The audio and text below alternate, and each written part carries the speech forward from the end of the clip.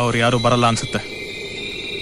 ಈ ಗೌರಿರೋ ಪರಿಸ್ಥಿತಿಲಿ ಬಂದೇ ಬರ್ತಾರೆ.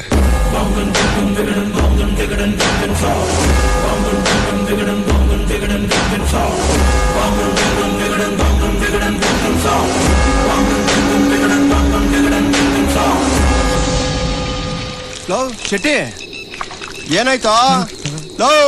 ಲೋ ಶೆಟ್ಟಿ ಎದ್ದೇಳೋ, ಏನಾಯ್ತು ನಿಂಗೆ? ನೀನ್ ಅಂಬಾರಿ ವಿಷಯ ಹೇಳ್ತಿದ್ದಾಗೆ ಅವನ್ ಮೂರ್ಛೆ ಹೋದ. ಅದನ್ನ ಕದಿಯಕ್ ಹೋದ್ರೆ ನಮ್ ಗತಿ ಏನಾಗ್ಬೋದು? ಅಯ್ಯ 10 ಕೋಟಿ. ಜೈ ಆಂಜನೇಯ. ಯಾರಿಗುಂಟು ಯಾರಿಗಿಲ್ಲ. ಮಾಡೋ ಕೆಲಸ ಕೇಳಿ ಮೂರ್ಛೆ ಹೋಗೋ ಕಾಲ ಹೋಯ್ತು. ಈಗೇನೇ ಇದ್ರು ನೋಡೋರ್ ಮೂರ್ಛೆ ಹೋಗ್ಬೇಕು ಅಷ್ಟೇ. ನೀನ್ ಈ ವಿಷಯಕ್ಕೆ ಕರೀತಾ ಇದೀಯ ಅಂತ ಗೊತ್ತಿದ್ದಿದ್ರೆ ನಾನು ಬರ್ತಾನೆ ಇರ್ಲಿಲ್ಲ. ಅಂಬಾರಿ ವಿಷಯಕ್ಕೆ ಯಾರೇ ಕೈ ಹಾಕಿದ್ರು ಖಂಡಿತ ಒಳ್ಳೇದಾಗಲ್ಲ. ಈಗೇನು ತುಂಬಾ ಒಳ್ಳೇದಾಗಿದ್ಯಾ? ಪರ್ಫೆಕ್ಟ್ ಆಗಿ ಪ್ಲಾನ್ ಮಾಡಿ ಎಕ್ಸಿಕ್ಯೂಟ್ ಮಾಡಿದ್ರೆ ಇನ್ನು ಲೈಫಲ್ಲಿ ಈ ಥರ ಕಷ್ಟ ಪಡ್ಬೇಕಾಗಿಲ್ಲ. Life time settle. ಅಂಬಾರಿ ಮೇಲೆ ದೇವ್ರ ಕೃಪೆ ಇದೆ, ಅದನ್ನ ಅಲ್ಲಿಂದ ಎತ್ತಕ್ಕಾಗಲ್ಲ. ಅಕಸ್ಮಾತ್ ಎತ್ತಿದ್ರು ಈ ಅಕಸ್ಮಾತ್ಗಳೇ ನಮ್ ಲೈಫಿನ ಟರ್ನಿಂಗ್ ಪಾಯಿಂಟ್. ದೇವ್ರ ವಿಗ್ರಹಗಳನ್ನ ಕತ್ಕೊಂಡೋಗಿ ಮಾರ್ತಾರೆ, ಅವರೆಲ್ಲ ಚೆನ್ನಾಗಿಲ್ವಾ?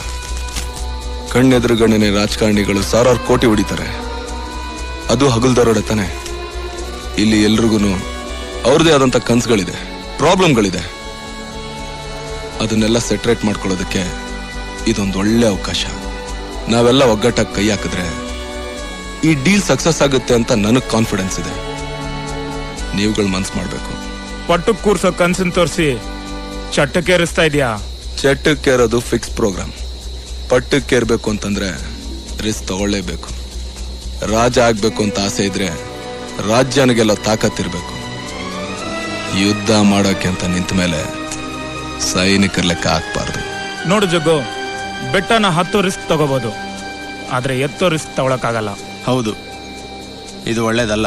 ಒಳ್ಳೇದು ಕೆಟ್ಟದ್ರ ನಡುವೆ ಜಿಂದಗಿಲಿ ಹೇಗ್ ದಿಲ್ದಾರಾಗಿ ಬದುಕಬೇಕು ಅನ್ನೋದೇ ಪಾಯಿಂಟ್.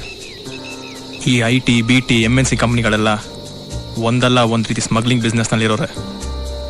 ನಿಮ್ ಕಷ್ಟ, ಕನಸು, ಪರಿಸ್ಥಿತಿಗಳನ್ನ ಮನಸ್ಸಲ್ಲಿ ಇಟ್ಕೊಂಡು ಒಂದ್ಸಲಿ ಚೆನ್ನಾಗಿ ಯೋಚನೆ ಮಾಡಿ ನೋಡಿ. ಅಡಿಕೆ ಕದ್ರು ಮಾನ ಹೋಗುತ್ತೆ, ಆನೆ ಕದ್ರು ಮಾನ ಹೋಗುತ್ತೆ.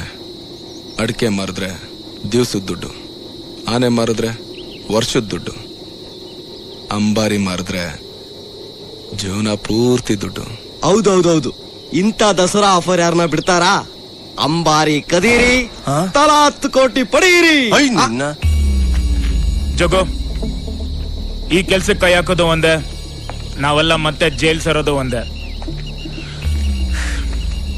ನಮ್ಗೆ ಈ ಡೀಲ್ ಬೇಡ. ಎಲ್ಲ ಇನ್ನೇ ನೀವು ನರಿಕತೆ ಕಡ್ಕೊಂಡು ಕೂತಿದ್ದೀರಾ, ನಡೀರೋ. ಟೋನಿ, ಅದೃಷ್ಟದ ಬಾಗ್ಲು ಒಂದೇ ಸಲಿ ತಟ್ಟೋದು. ಯೋಚನೆ ಮಾಡಿ ನೋಡು, ಇನ್ನು ಮದುವೆ ಡೇಟ್ ಫಿಕ್ಸ್ ಆಗಿಲ್ಲ.